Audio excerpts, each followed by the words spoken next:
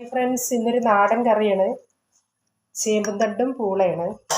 ഈ പൂള നമ്മൾ ഒന്ന് തിളപ്പിച്ചിട്ട് ഊറ്റിക്കളയണം. ഇതിൽ കട്ടുണ്ടാവും.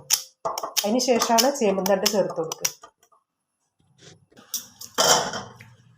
നമ്മൾ പൂള അടുപ്പത്ത് വെച്ചു കിട്ടുക. അതൊന്ന് വിസിലടിച്ചിട്ട് അതിൽ കട്ട് ഊറ്റിക്കളഞ്ഞതിന് ശേഷമാണ് ഈ ചേമ്പും തണ്ട് ഇട്ട് കൊടുക്കുക.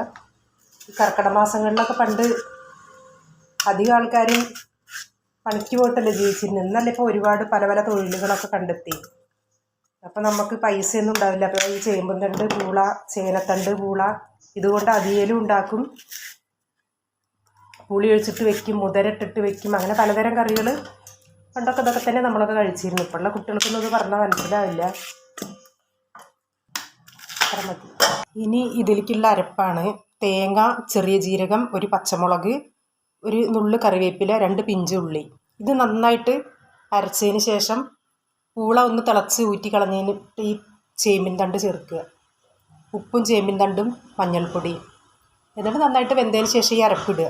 പിന്നെ നമ്മൾ ഇവിടെ കഴിയുന്നതും കറികളിൽ വെളിച്ചെണ്ണ താളിച്ചൊഴിക്കാറില്ല, പച്ചയാണ് ഞങ്ങൾ ഒഴിക്കാറ്. അപ്പം ഇനി ഉണ്ടാക്കിയതിന് ശേഷം കാണാം.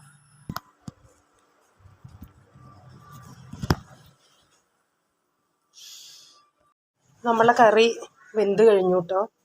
സ്റ്റവ് ഓഫ് ചെയ്തതിന് ശേഷം കുറച്ച് പച്ച വെളിച്ചെണ്ണ ഒഴിച്ച് കൊടുക്കുക.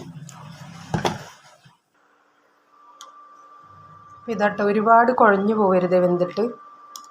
കറി റെഡി ആയിട്ടുണ്ട്. ചോറിനും ചപ്പാത്തിക്കൊക്കെ നമുക്ക് കൂട്ടാം.